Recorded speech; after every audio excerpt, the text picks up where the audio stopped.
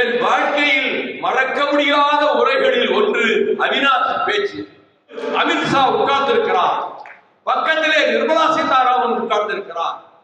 வைகோ இப்படி தமிழிலே பேசுகிற போது தமிழ் தெரிந்த நிர்மலா சீதாராமன் எழுந்து அதுக்கு பதில் சொல்லாமல் உட்கார்ந்திருக்கிறாரே என்று அமித்ஷா தன்னை பற்றி தவறாக நினைப்பார் என்பதனால் எழுந்து நீங்கள் நீங்கள் என்று பேச ஆரம்பித்தார். மேடம்,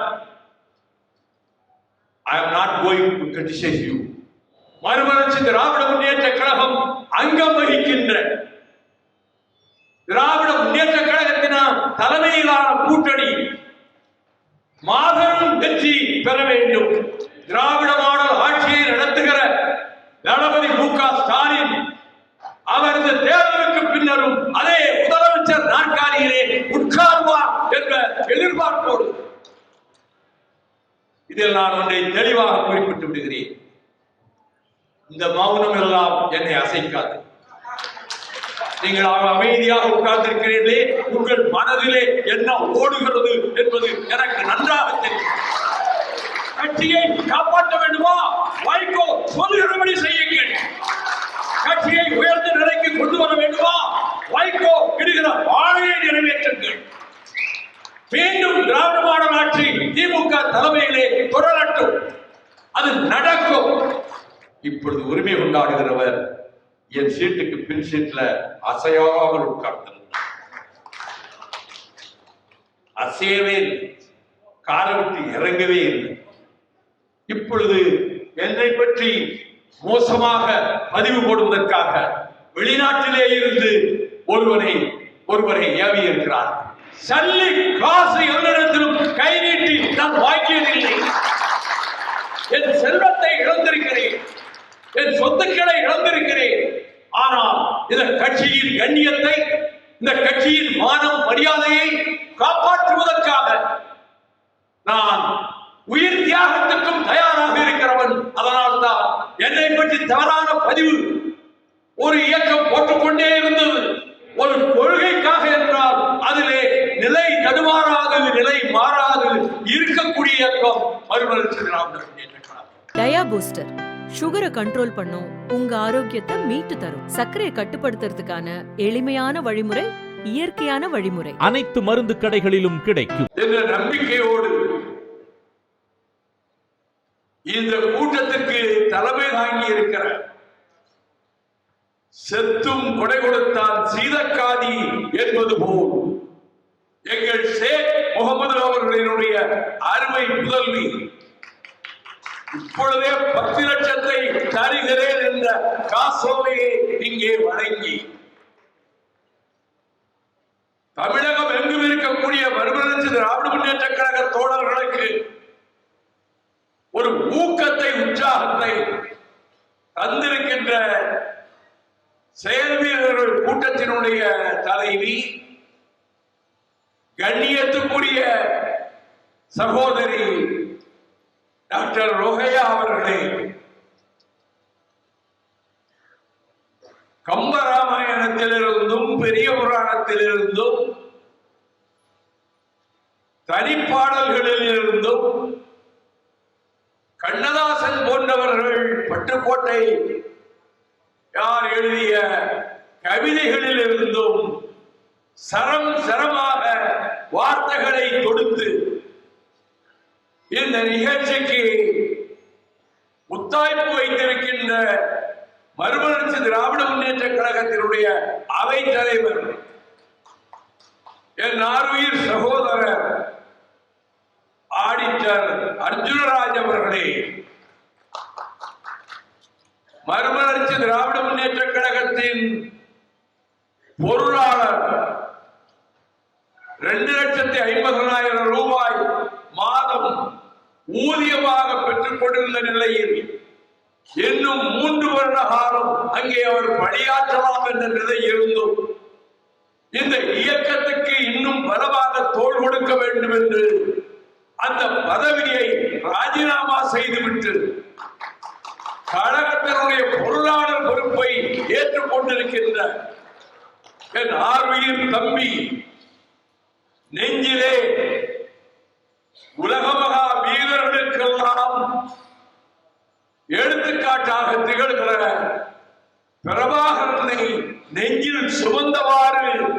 தன்னுடைய பேராமலையை தீட்டுகிற ஈழ வாழேந்தி செந்தில் அதிபன் அவர்களே,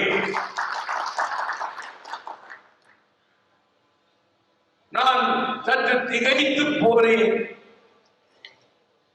தந்தை மகற்காற்றும் உதவி அவையத்து முந்தியிருப்ப செயல் என்ற திருக்குறளும், மகன் தந்தை காற்றும் உதவி இவன் தந்தை என்னோற்றான் கொல் என்று சொல் என்ற குரட்பாவு கொப்ப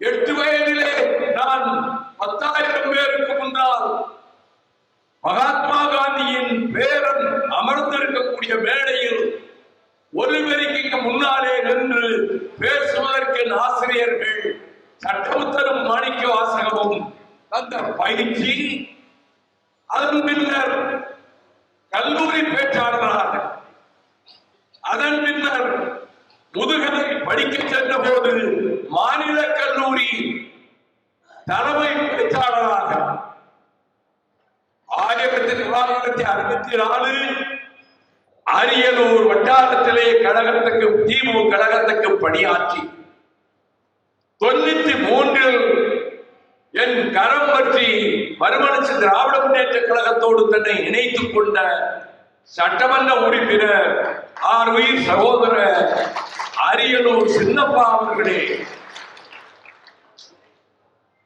நெகிழ்ந்து போகிற விதத்திலே தமிழிலே மல்லிகை பூச்சரங்களை தொடுப்பதைப் போல அடுக்கடுக்கான அழகு தமிழ் சொற்களை வரிசைப்படுத்தி தொகுப்புரை நிகழ்த்திய மாவட்ட செயலாளர் அன்பு தம்பி மணவை தமிழ் மாணிக்கம் அவர்களே, திருச்சி என்றால் மலர் மன்னனிடம் எடுத்த பயிற்சி மட்டுமல்ல, தானாக வளர்த்துக் கொண்ட தேர்ச்சி என்ற விதத்தில் அள்ளி தருகிறே, என் சகோதரி கொடுத்ததை விட ஒரு 10,000 அதிகமாக தருகிறேன் என்று இங்கே உரையாற்றிய மாவட்ட செயலாளர் என் பாசமிகு தம்பி வெல்லவண்டி சோமு அவர்களே, சோழ நாட்டிலே இமயத்திலே கொடியுயர்த்திய சேர மன்னனின் பெயரை தாங்கி இருக்கிற மாவட்ட செயலாளர் அன்பு தம்பி சேரன் அவர்களே, இந்த நிகழ்ச்சியிலே கலந்து கொண்டிருக்கின்ற மாவட்டங்களின் நிர்வாகிகளே, செயற்குழு பொதுக்குழு உறுப்பினர்களே, ஒன்றிய நகர பேரூர் கிளை கழக செயலாளர்களே, இந்த நிகழ்ச்சியிலே கலந்து கொண்டிருக்கின்ற என் பாசத்துக்குரிய தாய்மார்களே, பட்டுக்கோட்டை என்றால் அழகிரியின் நினைவு வருவதைப் போலவே எனக்கு விஸ்வநாதனை மட்டுமே நினைக்க முடியும். அப்பேற்பட்ட ஒரு போர்ப்படை சேனாதிபதி விஸ்வநாதன் 1000 யானை என்னோடு இருப்பதைப் போல அவர் பக்கத்திலே இருக்கிற போது நான் உணரக்கூடியவர். அவர் புற்றுநோயால் பாதிக்கப்பட்டார் என்பது எனக்கு தெரியாது. ஒரு நாள் என் அறைக்கு வந்தார் தாயகத்தில். நீண்ட நாட்களாக நீங்கள் வரவில்லையே நான் கேட்டால் பட்டுக்கோட்டையில் இல்லை என்று சொல்கிறார்கள். சற்று அமைதியாக இருந்தார். அண்ணே, ரொம்ப நாளைக்கு நீங்க என்னை பார்க்க முடியாது. என்ன விஸ்வநாதன், என்ன சொல்றீங்க? எனக்கு புற்றுநோய் முற்றிவிட்டது. கடைசி நாட்களை நான் எண்ணிக்கொண்டிருக்கிறேன். உங்களை பார்த்துவிட்டு போகலாம் என்று வந்தேன். மறுநாள் அவர்கள் தங்கியிருக்கிற வாடகை வீட்டுக்கு சென்றேன். தங்கை ஜெயபாரதி விஸ்வநாதன் அங்கு இருந்தார்கள். நாட்கள் சில சென்றன. இடி விழுந்ததன் தலையிலே எந்த பட்டுக்கோட்டையில் நகர்மன்ற தலைவராக அவர் தேர்ந்தெடுக்கப்பட்ட போது என்னை அழைத்து பாராட்டு கூட்டம் நடத்துவதற்காக அவர் ஏற்பாடு செய்து, நான் தஞ்சாவூரிலே இருந்து பட்டுக்கோட்டைக்கு வருகிற வழியில் வழி நெடுகிலும் கொடிகளை கட்டி அந்த பட்டுக்கோட்டை நகர வீதிகளிலே எல்லாம் பன்னீர் தெளிப்பதைப் போல பெரிய பெரிய டேங்கர்களிலே தண்ணீர் கொண்டு வந்து தெளித்து வீடுகளின் முற்றங்களிலே தாய்மார்கள் கோலமிட செய்து அதற்கு பிறகு மேடையில் கொண்டு போய் என்னை ஏற்றி வீட்டிலே எப்பொழுதும் 500 பேர் உணவருந்துவார்கள். நான் போகிற வேலையெல்லாம் அசைவ வகைகளில் அத்தனை வகை உணவு விருந்துகளும் அந்த மேஜையிலே இருக்கும். அவர் பரிமாறிக்கொண்டே இருப்பார், சாப்பிட மாட்டார். என்னை பார்க்க வந்த பல நூற்றுக்கணக்கான தோழர்கள் அனைவருக்கும் அதே விருந்து கொடுப்பார். அப்படிப்பட்ட எங்கள் இதய மன்னவன் மண்ணோடு மண்ணாகிவிட்டாரே, புற்றுநோய் என்கின்ற மரண கடுகு அந்த உயிரை கொத்திக் கொண்டு போய்விட்டதே என்ற கவலையோடு நான் கலிங்கப்பட்டியிலே இருந்து புறப்பட்டு பட்டுக்கோட்டைக்கு ஒரு 9:30 மணி அளவிலே வந்து சேர்ந்து விஸ்வநாதனுடைய உடலுக்கு மாலை வைத்துவிட்டு அங்கே தாழ்வாரத்தில் ஒரு ஓரமாக அமர்ந்தேன். காலை சிற்றுண்டி நான் அருந்தவில்லை. தேநீர் கொண்டு வந்தார்கள், வேண்டாம் என்று சொன்னேன். காப்பி தண்ணி கொண்டு வந்தார்கள், வேண்டாம். பகல் 1 மணி ஆயிற்று, 2 மணி ஆயிற்று, காலையிலிருந்து நீங்கள் சாப்பிடவில்லையாமே, ஒரு நேரம் இப்பொழுதாவது சற்று உணவறிந்து விட்டு வந்து இங்கே உட்காருங்கள் என்று நம் இயக்கத்தின் முன்னோடிகள் எல்லோரும் வந்து சொன்னார்கள். என்னை தொல்லை செய்யாதீர்கள், நான் விரதம் இருக்கிறேன். இனி நான் என் வாழ்விலே பார்க்க முடியாத இப்படிப்பட்ட ஒரு வீர சகோதரன் கிடைக்க முடியாத விஸ்வநாதனுடைய உயிரற்ற சடலம் இங்கே இருக்கிற போது நான் உணவருந்த மாட்டேன், தண்ணீரும் பருக மாட்டேன் என்று மாலை 5 மணி வரையிலே இருந்துவிட்டு அதன் பிறகு அங்கிருந்து 14 கிலோமீட்டர் தொலைவிலே இருக்கக்கூடிய அந்த சுடுகாட்டுக்கு மயானத்துக்கு அவருடைய உடலை எடுத்து செல்லுகிற போது பட்டுக்கோட்டை நகர வீதிகளில் தாய்மார்கள் வரிசையிலே நின்று கண்ணீர் விட்டு அழுதார்கள். அவருடைய துணைவியாருக்கும் அதே மரியாதை தான் அந்த ஊரிலே. அதற்கு பிறகு சுடுகாட்டிலே கடைசி கொள்ளி வைப்பதற்கு முன்பு இரங்கல் உரை ஆற்றினேன். இழந்து விட்டேன் என் தோள் பலத்தை, என் வலதுகரத்தை என்று நான் வேதனைப்பட்டதை நினைக்கும் போது மாலையிலே வந்து இங்கே அமர்ந்த என் தங்கை தேவாரதி விஸ்வநாதன், நான் கூட அவர்களை மேடையிலே உட்கார வைக்கலாமே என்று நினைத்தேன். ஒன்றும் இப்பொழுது தொல்லை செய்ய வேண்டாம் என்று நான் கருதி கொண்டிருந்தேன். எந்த தாய்மார்கள் உள்ளத்தில் இந்த இயக்கம் கொண்டிருக்கிறது, நீங்கள் வந்திருக்கக்கூடிய உங்கள் அனைவருக்கும் நான் நன்றி தெரிவிக்கிறேன். வரிசைப்படுத்தி பேசுகிற போது முதலிலேயே எழுதி கொடுத்து விட வேண்டும், நான் ஒரு பெயரையும் தவறாமல் சொல்வதற்கு. புதுக்கோட்டை மாவட்ட செயலாளர், செயல் வீரர், சொல் ஒன்று செயல் ஒன்று என்று பிரித்து அறிய முடியாத, என்னோடு இருந்த ஒருவர் விலகி சென்ற போதும் அவர் உயிர் நண்பராக இருந்தும் என் வாழ்வு இறுதி வரையிலும் வைகோவோடுதான் என்று அறிவித்து விட்டு எங்கும் வந்து உரையாற்றிய சகோதரர் கலியமூர்த்தி அவர்களே, தந்தை மகற்கு ஆற்றும் உதவியும் மகன் தந்தைக்கு ஆற்றும் உதவியும் என்ன என்பதை சென்னா போதார் பொய்யாமொழி புலவர் திருவள்ளுவருடைய திருக்குறளை எடுத்து விவரித்து விட்டு அதற்கு இலக்கணமாக நான் இந்த இடத்தில் என் மைந்தனை பார்த்தேன், துரை வைகோவை பார்த்தேன் என்று சொல்ல வருகிற நேரத்தில் ஒலிபெருக்கி தடை செய்து விட்டது. என் பேச்சும் அந்த தடத்தை திரும்ப பிடிக்கவில்லை. எல்லோருடைய பெயரையும் சொன்னார், ஆனால் துரை வைகோவின் பெயரை சொல்லவில்லையே என்று யாரும் நினைக்கக்கூடும். அவர் நினைக்க மாட்டார். அந்த நேரம் என்ன சூழ்நிலையோ மனதில், அதனால் நம் பெயரை சொல்லவில்லை என்று நான் பெருமைப்பட்டேன். அதற்காகத்தான் நான் 8 வயதிலே 10,000 பேருக்கு முன்னாலே ஒலிபெருக்கியில் பேசினேன்.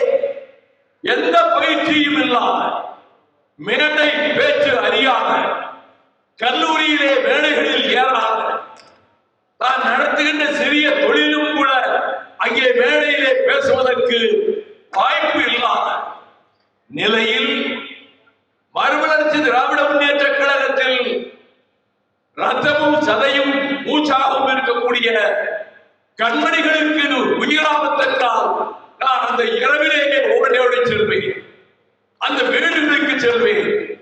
திராவிட முன்னேற்ற கழகத்திலும் 30 ஆண்டுகள் அதைத்தான் நான் செய்தேன். அப்படி அதே விதத்தில் கொரோனா நோய்பட்டு நான் வீட்டை விட்டு வெளியேற முடியாத அளவுக்கு உடல்நலம் பாதிக்கப்பட்ட போது, சென்னையிலே பெருவெள்ளம் பெருக்கெடுத்து அல்லோலப்பட்ட போது நான் சற்றும் எதிர்பார்க்கவில்லை. 100கணக்கான அரிசி மூட்டைகளை என் வீட்டிலே கொண்டு வந்து வைத்துவிட்டு நான் கேட்டேன், இந்த அரிசி மூட்டைகள் யார் இங்கே கொண்டு வந்தது, எங்கே போகிறது என்று கேட்டேன். இது நம்ம துறைதான் வாங்கி இருக்கிறார், வெள்ளத்தால் பாதிக்கப்பட்டவர்களுக்கு கொடுப்பதற்காக வாங்கி வைத்திருக்கிறார். நான் தலை சிறந்த பேச்சாளர் என்று விமான நிலையங்களில், ரயில்வே நிலையங்களில் பார்க்கிற சில சகோதரிகள், உங்கள் பேச்சு எங்களுக்கு ரொம்ப பிடிக்கும், நாங்கள் யூடியூபிலே பார்க்கிறோம், உங்கள் பேச்சிலே நாங்கள் எங்கள் மனதை பறிகொடுத்தவர்கள். இன்னும் சிலர், நான் ஒரு பேச்சாளர், உங்கள் பேச்சை பார்த்துத்தான் நான் பேசுவதற்கு கற்றுக்கொண்டேன் என்று சொல்லுவதும்.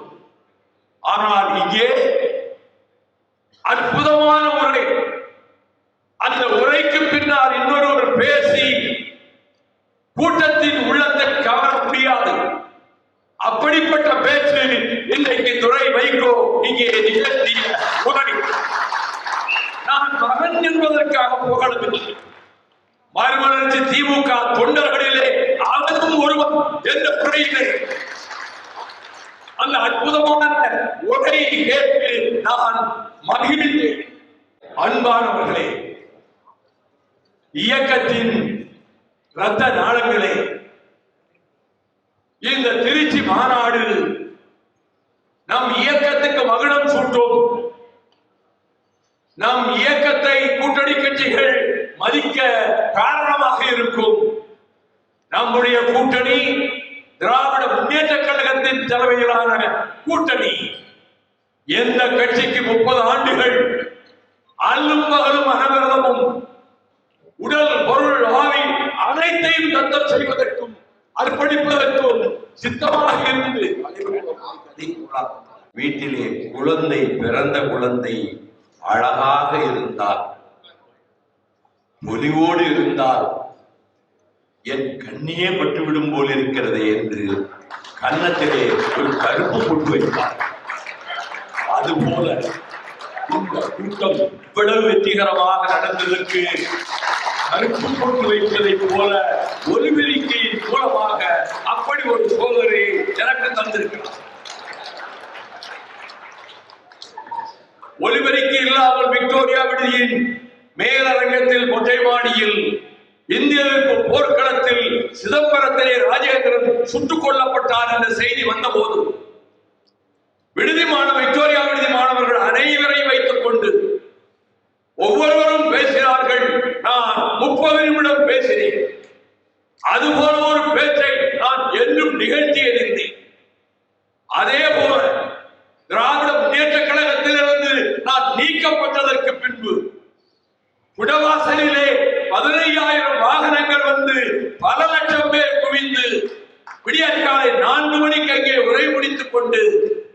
திருச்சிக்கு வந்து வெமினா ஹோட்டலிலே தங்கிவிட்டு கொங்கு மண்டலத்துக்குள் சுற்றுப்பயணம் சென்று கோட்டை மைதானத்திலே இஸ்லாமியர்கள் கூடாரத்திலே ஆயிரக்கணக்கானவர்கள் என் பேச்சை கேட்க காத்திருக்க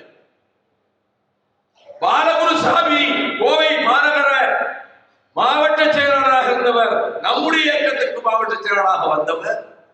அவர் ஏற்பாடு செய்த வீட்டிலே தங்கிவிட்டு இடையில் கோவையில் பேசிவிட்டு நான் ஈரோடு நோக்கி செல்லும் போது அவிநாசியிலே மேடை போட்டிருந்தார்கள், என்னை பேச சொன்னார்கள்.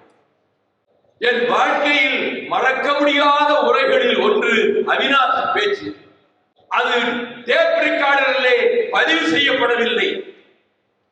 அவிநாசி ஈஸ்வரனுடைய அந்த கோயில் தேர் தீப்பற்றி எரிந்ததற்கு சில நாட்களுக்கு முன்பு நான் அவிநாசியை சுட்டிக்காட்டி அந்த மண்ணின் பிள்ளை கணேசமூர்த்தியை முன்னிறுத்தி பேசிவிட்டு சென்ற போது ஒலிபெருக்கி இல்லாமல் அது பேசியதும் விசா கொட்டடியில் பாளையங்கோட்டை ஜெயிலிலே இருந்து சேலம் ஜெயிலுக்கு நான் மாற்றப்பட்டு அண்ணன் கோசிமணி திருச்சி சிறையில் இருந்து சேலம் சிறைக்கு மாற்றப்பட்டு அதன் பிறகு தமிழ்நாட்டிலேயே முதலாவது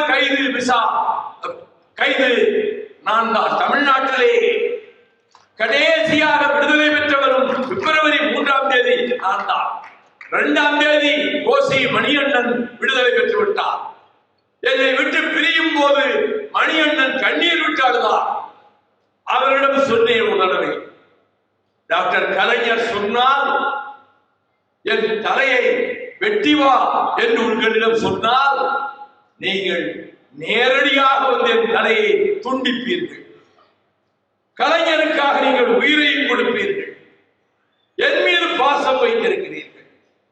அவர் படுத்த படுக்கையாகி பேச்சின்றி இருக்கிறார். இன்னும் சில நாள் தான் உயிரோடு இருப்பார் என்று திருச்சியில் ஒரு கல்யாண மண்டபத்திற்கு வந்த போது சட்டமன்ற உறுப்பினர் அன்பு இதை என்னிடம் தெரிவித்தவுடன் நான் வேக வேகமாக காரில் ஏறி ஆழ்துறைக்கு தொலைபேசியிலே முருகனை அழைத்து என்னை எதிர்த்து வாருங்கள், நான் ஆழ்துறைக்கு வந்து கொண்டிருக்கிறேன் என்று வந்தார். நானும் முருகனும் கோசிமணி வீட்டுக்குள் நுழைந்தோம். அவர் படுத்த படுக்கையாக இருக்கக்கூடிய அறைக்குள் நுழைந்தோம். என்னை பார்த்த மாத்திரத்திலே அவர் கண்களிலிருந்து கண்ணீர் பொங்கியது. நாக்கு வரவில்லை, பேச முடியவில்லை. கையை தட்டினார். அவரது அருமை மகள் வந்தார். என்னை சுட்டிக்காட்டி நீ காப்பி போட்டு கொண்டு வா என்று சைகை காட்டினார். அவர் காப்பி கொண்டு வந்து கொடுத்த பிறகு ஏறத்தாழ 3 மணி நேரம் அண்ணன் கோசிமணி பக்கத்திலேயே இருந்து பேசிக்கொண்டே இருந்தேன். அப்படி அன்றைக்கு அதே நிகழ்ச்சியில் அவருடைய பிறந்த நாளுக்கு நான் பேச சென்ற போது ஒலிபெருக்கி சரியில்லை. மன்னை நாராயணசாமி அண்ணனும் மற்ற முக்கியஸ்தர்களும் இருந்த அந்த மேடையில் நான் ஒலிபெருக்கி இல்லாமலே பேசினேன். வெண்ணை தாழி மண்டபத்தில் மன்னார்குடி நகரில் நான் பேச எழுந்தேன். மேடையிலே அண்ணன் மன்னை உட்கார்ந்திருந்தார். தீப்பந்த ஊர்வலம் ஏற்பாடு செய்திருந்தார். இளைஞர்கள் தீப்பந்தங்களை தூக்கியவாறு அண்ணா வாழ்க கலைஞர் வாழ்க என்று முழக்கமிட்டுக் கொண்டு வந்து அந்த மேடையிலே அவர்கள் தீப்பந்தத்தை என் கையிலே கொடுத்தார்கள். நான் பேச ஆரம்பிப்பதற்கு முன்பு அண்ணன் மன்னை அவர்கள் ஒலிபெருக்கிக்கு முன்னாலே வந்து இப்பொழுது என் தம்பியின் பேச்சை கேட்கப் போகிறேன்.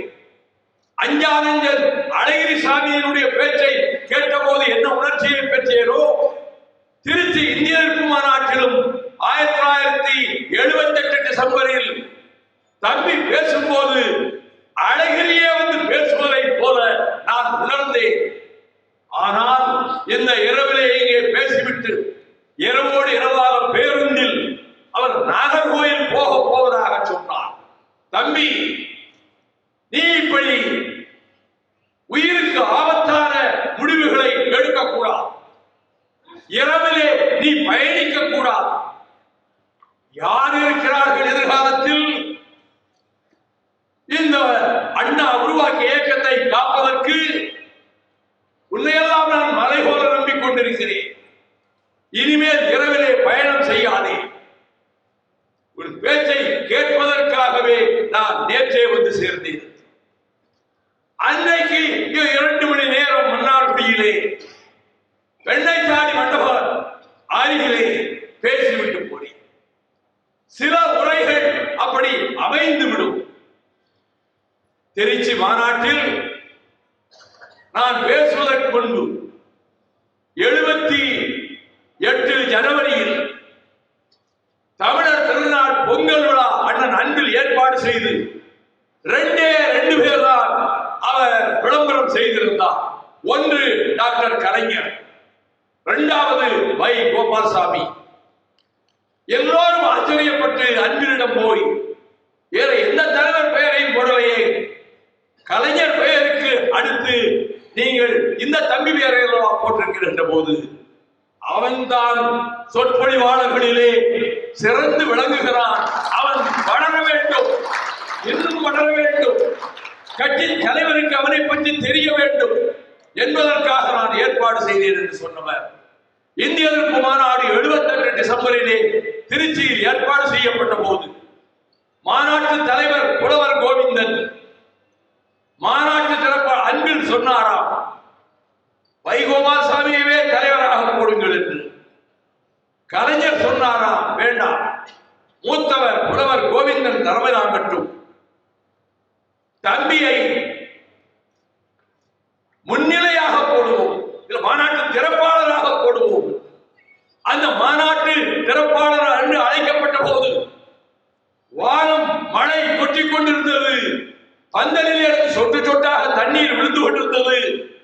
யாரும் அசையவில்லை. நான் ஒரு 30 நிமிடம் தயாரிக்கப்பட்ட உரைதான். ஆனால் அதை பேசும்போது தொண்டர்கள் உணர்ச்சி வயப்பட்டு குரல் கொடுத்தார்கள். தினமணி பத்திரிகையினுடைய அன்னை ஆசிரியர் ஏஎம் சிவராமன் எதிரே உட்கார்ந்திருந்தவர் மேடைக்கு வந்தார். கலைஞர் பேசி முடித்தவுடன் வந்து என் கையை பற்றி கொண்டார். உன் பேச்சை கேட்டு நான் பிரமித்து போனேன். உனக்கு எந்த ஊர் என்ன என்று கேட்டார். நான் ஒரு காங்கிரஸ் குடும்பத்தை சேர்ந்தவன். நீங்கள் என்னை பாராட்டுவது நான் எதிர்பார்க்கவே இல்லை. உங்கள் நெஞ்சத்தையும் என் பேச்சு கவர்ந்ததா என்று அவரிடத்திலே சொல்லிவிட்டு போனேன். இந்த பேச்சு தோழர்களினுடைய உள்ளங்களை உருக்கியது. வெறும் பேச்சாளர் அல்ல. அரசியல் சட்டத்தை தீ வைத்து எரிக்க வேண்டும் என்று சொன்ன போது என் பெயரை அறிவித்து விட்டு பின்னர் அந்த பெயரை முரசொலியிலே இருந்து நீக்கிய போது நீ சட்டத்தை கொளுத்தக்கூடாது, உன்னுடைய எம்பி பதவி பறிபோய்விடும் என்று அண்ணன் மரசரி மாறன் சொன்னதை கேட்டு கலைஞர் அவர்கள் நீ சட்டத்தை எரிக்க கூடாது என்று சொன்ன போது அவரிடத்திலே நான் தனியாக அந்த வாலிபரோடு வீட்டிலே மாடிப்படி ஏறுகிற போது நான் போய் சொன்னேன், சட்டத்தை கொளுத்துவேன். ஊரெல்லாம் என் பெயரை எழுதி வைத்திருக்கிறார்கள் திருநெல்வேலி மாவட்டத்தில். நான் சட்டத்தை கொளுத்தாவிட்டால் இவன் புலி ஒருவருக்கீழே கர்ஜிப்பான், தண்டனை வரும் என்றவுடன் ஓடி போய்விட்டான் என்று தீக்கடை வாசலிலே 4 பேர் விமர்சிக்கும் போது நம்முடைய திமுக தொண்டன் தலைகவிழ்ந்து நிற்பானே, அதை நினைத்து சொல்லுகிறேன், என்னை தடுக்காதீர்கள் என்று சொல்லிவிட்டு போய்விட்டேன். அதே போல தந்தி கொடுத்தார் ஊருக்கு. என் தாயார் காலில் விழுந்து வணங்கிவிட்டு நான் நெல்லைக்கு சென்ற போது மாவட்ட செயலாளர் அடுத்த தந்தியை கொடுத்தார். 2 தந்திகள். நீ சட்டத்தை கொடுக்கக்கூடாது, நான் சட்டத்தை கொளுத்துகிறேன் என்று ஒரு புது அரசியல் சட்டத்தை கையிலே எடுத்து 17வது பிரிவு பக்கங்களை மட்டும் கிழித்து இதோ நான் கொளுத்த போவது இந்தியாவின் அரசியல் சட்டம், தீ வைக்கிறேன் அரசியல் சட்டத்துக்கு, இந்திய ஆதிக்கத்துக்கு நெருப்பு வைக்கிறேன். அதோ டிஐஜி ஜாஃபர் அலியும் எஸ்பி பாண்டியனும் அதோ தொலைவிலே நின்று கொண்டிருக்கிறார்கள். நான் கேட்டுக்கொள்கிறேன், ஓடும் மேகங்களே, நீங்கள் போய் சென்னை சிறையிலே இருக்கும் கலைஞரிடம் சொல்லுங்கள், உங்கள் தம்பி அரசியல் சட்டத்தை நெல்லை வீதியிலே கொளுத்து விட்டார் என்று சொல்லுங்கள். பாடி செல்லும் பறவைகளே, நீங்கள் போய் சொல்லுங்கள் அஞ்சுக மைந்தனுக்கு, உங்கள் தம்பி சட்டத்தை கொளுத்து விட்டார் என்று சொல்லி. அதன் பிறகு உயிர் உயிர் அஞ்சா மறவ இறைவன் செறியும் சீர் உண்டல்ல என்ற திருக்குறளின் படைச்செருக்கினுடைய திருக்குறளை என் கடிதத்திலே வைத்து 2 பக்கத்துக்கு ஒரு கடிதம் எழுதி டாக்டர் கலைஞருக்கு அனுப்பி வைத்தேன். மன்னித்துக் கொள்ளுங்கள், நான் சட்டத்தை எரித்ததற்கா என்று சொல்லிவிட்டு இந்த திருக்குறளில் மன்னனே கட்டளையிட்டாலும் வேந்தனே தடுத்தாலும் தன்மானம் கருதுகிற வீரர்கள் அதை கேட்க மாட்டார்கள், அவர்கள் செயல்படுவார்கள் என்று நான் எழுதியிருந்ததை 1000 விளக்கு உசேனை பக்கத்திலே அழைத்து இந்த கடிதத்தை படித்து பாளையங்கோட்டை ஜெயிலிலே இருந்து வந்திருக்கிறது. எப்படிப்பட்ட தம்பிகளை நான் பெற்றிருக்கிறேன் என்று பெருமைப்பட்டதை உசேன் என்னிடம் சொல்லி சொல்லி மகிழ்ந்தார். இப்படி பேச்சாற்றல் மூலமாக தலைவர் உள்ளத்தையும் கவர்ந்து தொண்டர்கள் உள்ளத்தையும் கவர்ந்து நான் நாடாளுமன்றம் சென்ற பின்பு மாநில சுயாட்சியை பற்றி விவாதம் வந்த போது மறுநாள் அமைச்சர் அதிமுக அமைச்சர் குழந்தைவேலு மக்கள் கழக எம்ஜிஆர் முதலமைச்சர் நாற்காலில் உட்கார்ந்திருக்க எதிர்கட்சி தலைவராக கலைஞர் அவர்கள் அந்த எதிர்கட்சி தலைவர் அறையிலே அமர்ந்து பேச்சை கேட்டுக் கொண்டிருக்க அப்பொழுது குழந்தைவேலு திமுக நாடாளுமன்ற உறுப்பினர் வை கோபால்சாமி நாடாளுமன்ற ராஜ்யசபையில் அவர் எங்களுக்கு தனிநாடு கோரிக்கையை நாங்கள் விட்டுவிட்டோம், இந்திய எதிர்ப்பையும் அவர்கள் விட்டுவிட்டார்கள், அது எங்களுக்கு தேவையில்லை என்று திமுக நாடாளுமன்ற உறுப்பினர் பேசியிருக்கிறார் என்று சொன்னபோது அண்ணன் பேராசிரியர் அன்பழகன் எழுந்து அப்படி பேசியிருக்க மாட்டார், பதிவேடுகளை பார்க்க வேண்டும் என்று சொன்னாராம். நான் டெல்லியிலிருந்து அப்பொழுதுதான் வந்திருக்கிறேன். அவர் அறைக்கு சென்றேன். போகலாம், புறப்படலாம் என்று வீட்டுக்கு புறப்பட்டார். வழக்கமாக மணி காரை ஓட்டுவார், கலைஞர் முன்னிருக்கையில் இருப்பார், நான் பின்னிருக்கையில் நான் இருந்து கொள்வேன். அப்பொழுது சொன்னார், உங்களுக்கு தெரியுமா, நீங்க ராஜ்யசபாவில் இந்தியை ஆதரித்து தனிநாடு கோரிக்கையை எதிர்த்து பேசியதாக அமைச்சர் குழந்தைவேலு சட்டமன்றத்திலே எம்ஜிஆர் முன்னிலையில் பேசினார். நமது பேராசிரியர் அவர்கள் எழுந்து அதை மறுத்து பதிவேடுகளை பார்க்க வேண்டும், அப்படி அவர் பேசியிருக்க மாட்டார் என்று சொன்னார். நான் அந்த சட்டசபைக்குள்ளே உட்கார்ந்திருந்தால் இதே கேள்வி என்னை நோக்கி எம்ஜிஆர் கேட்டிருந்தால் நான் என்ன பதில் சொல்லி இருப்பேன் தெரியுமா? சொல்கிறேன், எங்களுக்கு இந்தி வேண்டாம், அதே நேரத்தில் இந்தியாவோடு நாங்கள் இருக்கவும் வேண்டாம், தனி நாடு எங்களுக்கு வேண்டும் என்று என் தம்பி அங்கே பேசியிருப்பான் என்று நான் பதில் உரைத்திருப்பேன் என்றார். அப்பொழுது நான் சொன்னேன், இவ்வளவு நம்பிக்கை என் மீது வைத்திருக்கிறீர்களே, தனிநாடு கேட்பேன் என்று என் தம்பி பேசியிருப்பார் என்று, இதற்கு நான் எவ்வளவு கொடுத்து வைத்திருக்க வேண்டும் என்று நான் சொன்னேன். அது ஒரு வசந்த காலம். அவர் சங்க தமிழிலே கவிதை எழுதினார், என்னை அழைத்து இதை படித்துப்பா அச்சுக்கு போவதற்கு முன்பு என்று பலமுறை கேட்டது. மானம் என் மகன் கேட்ட தாலாட்டு, மரணம் அவன் ஆடிய விளையாட்டு, இந்த கவிதையை எழுதி வைத்துக் கொண்டு படுக்கையிலே உட்கார்ந்தவாறு திருமங்கலம் கோபாலை அழைத்து என்னை அறைக்கு கூட்டிக் கொண்டு வர சொன்னார். நான் போனேன். அந்த புறநானூற்றினுடைய சங்க தமிழனுடைய கவிதையை அவர் கவிதையாக படித்திருந்தார். எப்படி இருக்கிறது இந்த கவிதை என்று படித்துவிட்டு சொல்லுங்கள் என்றார்.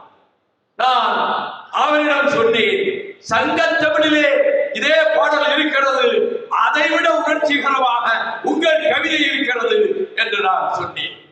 அப்படி ஒரு காலம் இருந்ததை திண்டுக்கல் மாநாட்டிலே டாக்டர் கலைஞர் அவர்கள் பேசும்போது, தம்பி நீ பேசும்போது ராதாபுரம் உள்வீச்சு சம்பவத்தையும் திண்டுக்கல்லில் இருந்து சென்னை செல்லுகிற ரயிலில் நானும் தயானும் போகிற போது மந்திரி வந்து கலாட்டா செய்துவிடக் கூடாது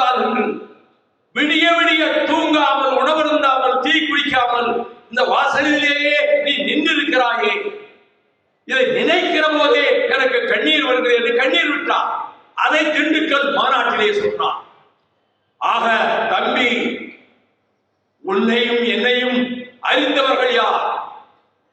உன்னை நான் அறிவேன், என்னை நீ அறிவாய். யார் அறிவார் நமது உறவை என்று திண்டுக்கல் மாநாட்டில் நிறைவு பேச்சிலே சொல்லிவிட்டு, உன் பேச்சின் போது 7 முறை நான் கண்ணீர் விட்டேன் என்று சொன்னார். அது ஒரு வசந்தகா. பின்னர் அவர் உயிருக்கே உலை வைப்பதற்கு, என் அரசியல் உயர்வுக்காக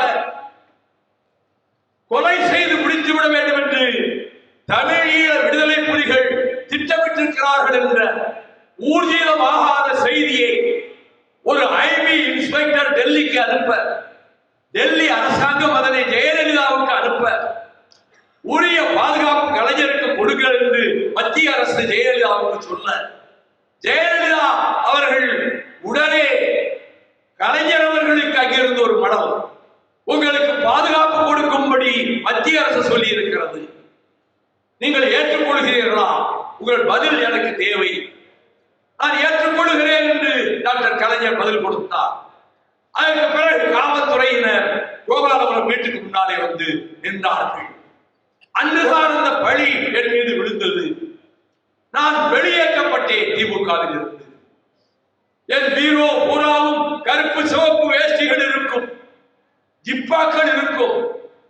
அந்த அலமாரியை திறந்து வைத்துக் கொண்டு அன்று இரவும் மற்ற 3 நாட்களும் நான் அழுது கொண்டே இருந்தேன். வாழ்க்கையிலேயே திராவிட முன்னேற்ற கழகத்துக்காக தத்தம் செய்ய முடிவெடுத்து உழைத்தோமே, நம்மீதா கொலைப்படி. இனி இந்த திமுக வேஷ்டியை நான் கட்ட முடியாது, இந்த கருப்பு சிவப்பு வேஷ்டியை நான் கட்ட முடியாது. திமுக தோழர்கள் என்னிடம் பேச மாட்டார்கள்.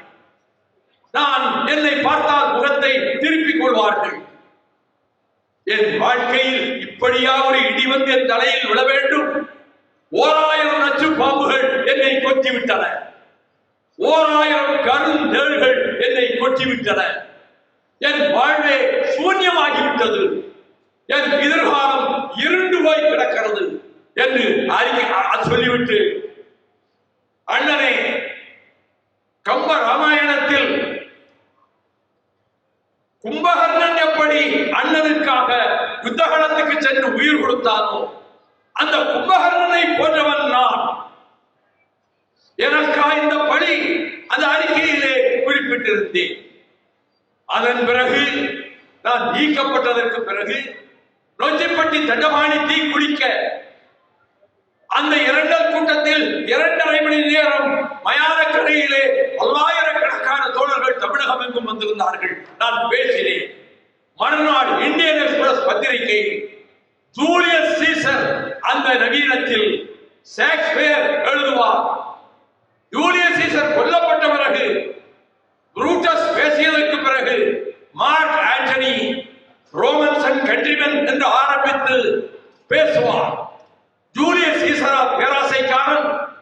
இதோ என் கையில் அவன் எழுதி வைத்த உயில் இருக்கிறது. இதை நான் வாசித்தால் இங்கே சதிகாரர்களை தேடி சென்று கொள்ள நீங்கள் முனைவீர்கள். ஆகவே இதை வாசிக்க மாட்டேன். வாசி வாசி, அது சீசர் எழுதிய உயில், அதை நீ வாசித்துத்தான் தீர வேண்டும் என்றவுடன் அவன் சொல்வான், தன் செல்வம் அனைத்தையும் ரோமர்களுக்கு எழுதி வைத்திருக்கிறான். ஒவ்வொரு வீட்டுக்கும் 75 பவுன் தோட்டம், துறவு, மொத்த சொத்துக்கள் அனைத்தையும் அவன் உங்களுக்கு எழுதி வைத்திருக்கிறான் ரோமர்களுக்கு. அவனா பேராசைக்காரன்? இதோ குத்துப்பட்டு 30 இடங்களிலே குத்துப்பட்டு இங்கே பிணமாக கிடக்கிறானே அந்த சீசரா கொலைகாரன்? அவனா சதி செய்ய சர்வாதிகாரியாக முடிசூட்டிக் கொள்ள முனைந்தவன்? அவனுக்கு முடிசூட்ட வந்த போது லூப்பர்கால் திருவிழாவில் நான் முடி சூட்டிக் கொள்ள மாட்டேன், நான் மன்னராக மாட்டேன் என்று மறுத்த இந்த சீசரா பேராசைக்காரன் என்று பேசியிருப்பான். அதை இந்தியன் எக்ஸ்பிரஸ் சுட்டிக்காட்டி, V Gopalsamy speech recalls Mark Antony's speech in Shakespeare. Mark Antony பேசியதை போல அரவாக்குறிச்சி மயானத்திலே வைகோ பேசினார் என்று எக்ஸ்பிரஸ் பத்திரிகை எழுதியது. நெடுந்தூரம் வந்து விட்டோம். 5 பேர் வச்சுப்பட்டி தண்டபாணி, இடிமலை, உதயன், மேலப்பாளையம், ஜஹாங்கீர், உப்பிலியாபுரம் வீரப்பன், கோவை காமராஜபுரம் பாலு, இன்னொரு உயர்நிலை பள்ளி மாணவன் உங்கள் அரியலூர் மாவட்டத்தைச் சேர்ந்தவன். அவன் தீக்குளித்து இறந்து போனான்.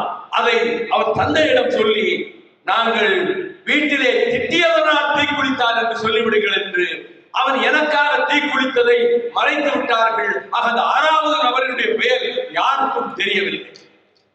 இதன் பிறகு இந்த இயக்கத்தை தொடங்கி இத்தனை ஆண்டுகள் நடத்தி இருக்கிறோமே, வாழ்க்கையில் என்ன சாதித்தோம்?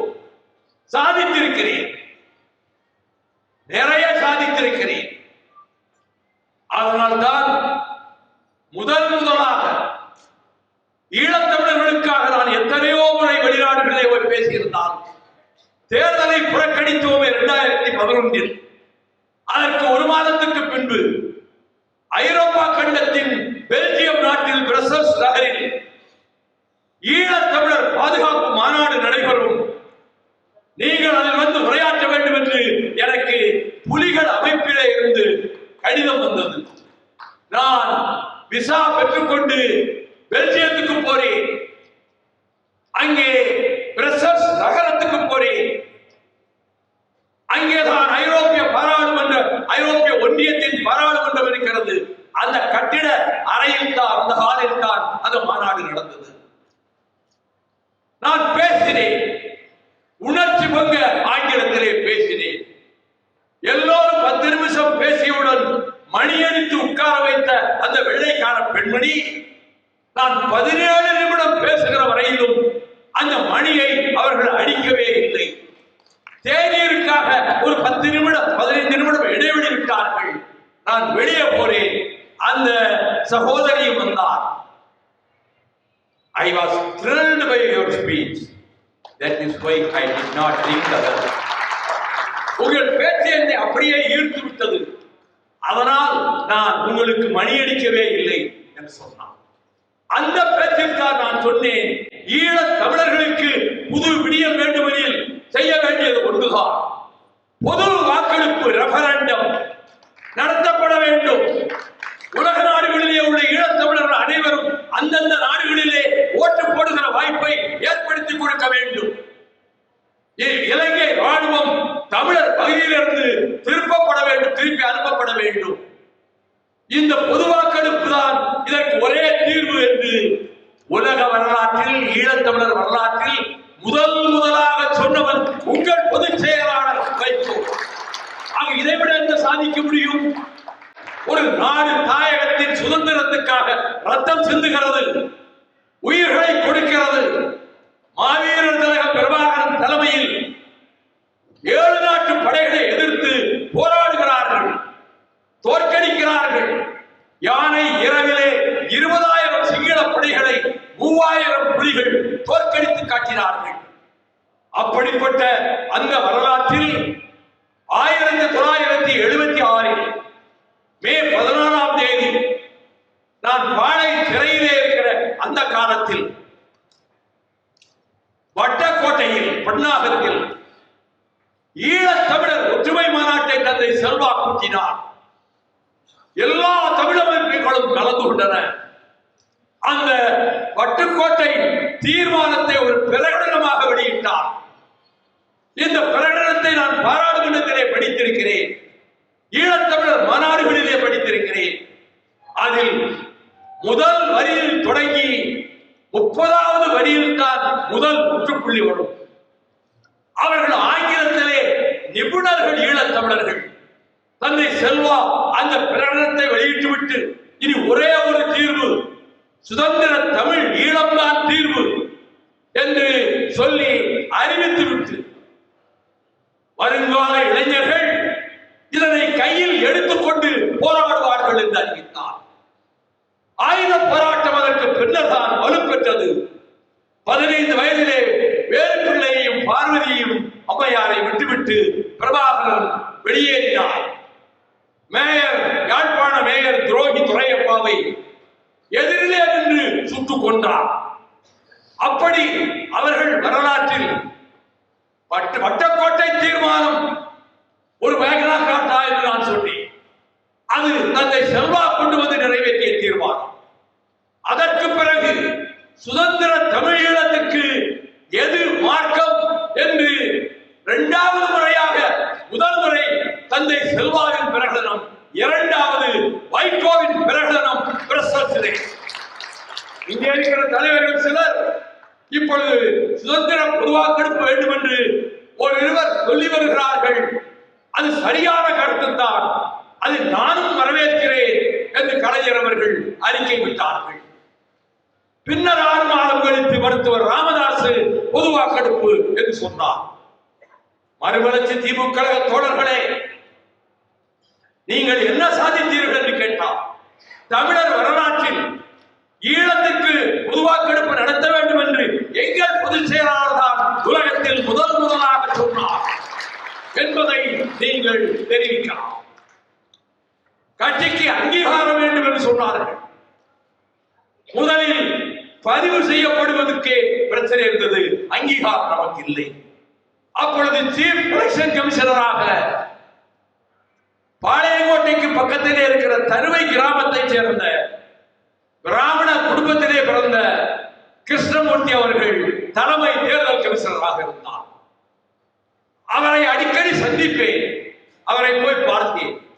எங்கள் கட்சிக்கு அங்கீகாரம் இல்லை, 8 எம்எல்ஏக்கள் நாங்கள் பெற முடியவில்லை, ஏதாவது செய்து எனக்கு இந்த உதவியை செய்யுங்களே, எங்கள் கட்சிக்கு அங்கீகாரம் கிடைப்பதற்கு.